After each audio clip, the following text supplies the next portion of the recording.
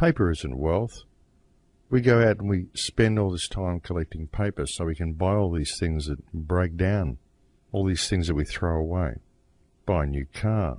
5 years later we throw it away and we buy a new car. Buy television sets and they all break down. Everything we buy, we collect all this stuff. We lose interest in it. It gets discarded. It breaks down. We throw it away. And yet we perceive ourselves to be wealthy because we've created a lot of rubbish throughout our life. We've created a lot of discarded stuff, or we've built a bigger mansion than the person next door. But have we really been wealthy? Have we had a connection to friends and country and family, a connection to the earth, a connection to the Creator, a connection to reality? To me, that is wealth. That is true wealth. Now, earlier I mentioned how Kerry Ann Cox had activated the songlines when she sang last Saturday night in Byron Bay. And something very interesting that happened a couple of days after that was on the other side of the country in Western Australia, in the tribal grounds of the Wumbai people, where Kerry Ann Cox actually comes from, there is a coal seam gas hub being built. It's the biggest gas hub that's ever been built anywhere in the world. And the government has, of course, claimed that there is no environmental damage being done, that they've done environmental impact studies, that there's no endangered species in the area, and that the whales don't use the coastline there, and all sorts of rubbish. And a couple of days after Kerry Ann activated the songlines, suddenly there at James Price Point were a whole pod of whales splashing around off the shore, and the bilby showed its face. And folks, the bilby is a very rare, very treasured and very endangered little animal that lives in Australia, and apparently it lives right there on the land the gas company would like to claim. And so I believe that a complete stop work has been ordered on the gas hub pending a full investigation and environmental impact study into the endangered bilby. So that is wonderful news. And when Kerry Ann told me the news a couple of days ago, it almost felt like the scene out of Avatar when Neytiri yelled out, "Iwa has heard you." It almost brought a tear to my eye. It really did. I felt so thankful for nature rearing its head and saying, hey, what about us? It was really, truly a wonderful moment, and it certainly has changed things in Western Australia. And so again, we see things being revealed and we see changes occurring, both positive change and negative change. And that's the way it's going to be, folks. So we can only expect it to get more and more polarized. We're going to see some extremely beautiful events, and we're probably going to see some extremely uncomfortable events as well. But it's all about the energy that you're in through the change. So that's what you need to focus on. But it's a fine line as well. I mean, I've often said you can't just sit there in love and light as many New Agers do. This is a huge problem with the New Age movement. And you can't just sit there and wait for Armageddon like the Christians do. Because Armageddon is already here. Armageddon is already happening. Armageddon is the inner battle between light and dark. And you have to face the shadow within yourself. Stand in your power. Stand in your equity. This is what it's all about. This is why I've been talking so much about equity and trust law, folks. It really is important for people to get their head around it, because when you get a basic understanding of trust law, you discover something wonderful. And what you discover is that you're actually free. Many of us have always felt that we should have been free and suspected that we were actually freer than what we perceived ourselves to be. But when you gain an understanding of equity and trust law, the beautiful thing is that you can prove that you're free. And that's why people need to get their heads around it.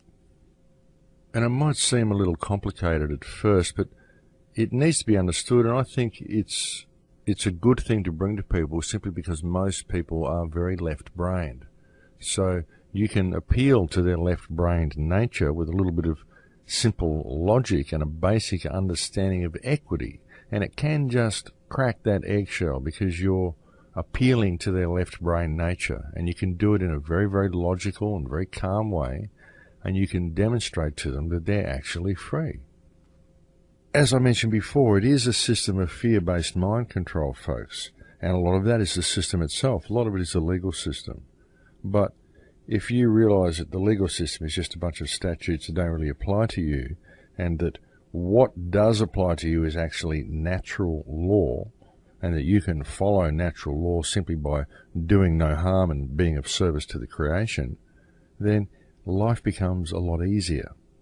And when you understand how to navigate yourself through the fictional legal system that chooses to impose itself upon you, then it's a very empowering feeling to simply stand in your power, to stand in your power and take full responsibility for yourself and your actions, and to know that you haven't done any harm and you haven't done any wrong, and that all you have to do is stand in that power and address things from the correct perspective. And just having this knowledge allows you to be able to deal with life and deal with the system in an entirely different way. And the time is now, folks. The time seriously is now. I'm actually going to be doing a workshop this Monday where I'm going to be speaking about the situation on the globe and how we can face it and what's possibly coming and how we can deal with it. And I'm also going to be talking about trust law and explaining the basic concept of trust law to people so that they can arm themselves with the knowledge that they are free, and they can take it out and they can explain it to their friends. And then I'm going to attempt to get some sort of a roadshow happening so that I can take the workshop around the country and hopefully get the knowledge out to as many people as I can. So any help anybody can give me with that would be greatly appreciated. I think it's a very important time, and I think it's very important that now the veil of secrecy has finally come down almost completely, and that the workings of the system, the mechanism of the system has been laid completely bare, that now's the time to get the knowledge out to people. Because simply having this knowledge will be very instrumental in helping people out of a state of fear-based mind control and of helping them become empowered and feel empowered. And it will encourage them to connect with those around them and to realize how much everybody has been had by this system and how easy it would be to bring about positive change by simply standing in your equity and treating others with compassion. We can fix everything very quickly, folks, and we can even hold the politicians accountable if you like, but I mean, I don't really want to punish them. I just want them to stop controlling everybody else. That's my whole beef with them. I don't really care to punish them. I don't wish to become like they are, for a start. I just like to have them go away and live somewhere else for a while and maybe think about what they've done. But they're just damaged goods too, folks. I mean, obviously they're damaged goods or they wouldn't be doing what they're doing. But rather than us just complain about what politicians are doing, why don't we do something about it? Because all we actually have to do about it is to stand in our equity, disconnect from the system, realize how it works. And folks, I really do recommend that you look up the trust law workshops that were put online by Dean Clifford. I mentioned Dean last week on the show. I'm actually going to have him on the show next week to talk a little bit about it, because this is how you do it, folks. You've got to understand how this works and then face the shadow within yourself that prevents you from exercising it, because it's only fear.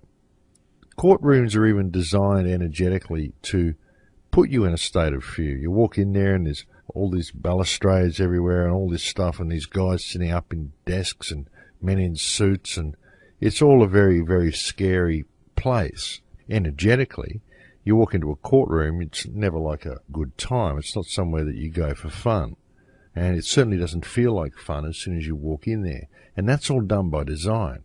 And so you need to understand how this works. And once you do understand how it works, well, you'll probably never have to go to a courtroom again. You can usually deal with it just through paperwork. So I do highly recommend checking out Dean Clifford's workshop, because he really did have a wonderful way of explaining it. And this has been knowledge that has been gathered from all different sources, folks, because we all need to put our heads together to figure out what's going on. And there's so much disinformation out there on the internet.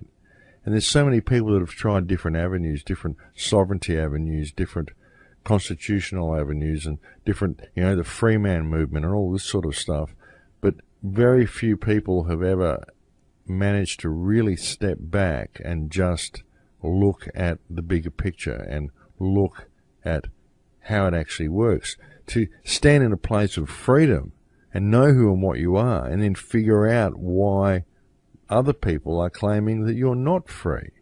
Because once you go through that, you can pretty well rebut the whole lot. You can just go through and you can say, well, actually I am free, and I'm even free by your system, the way you've constructed it.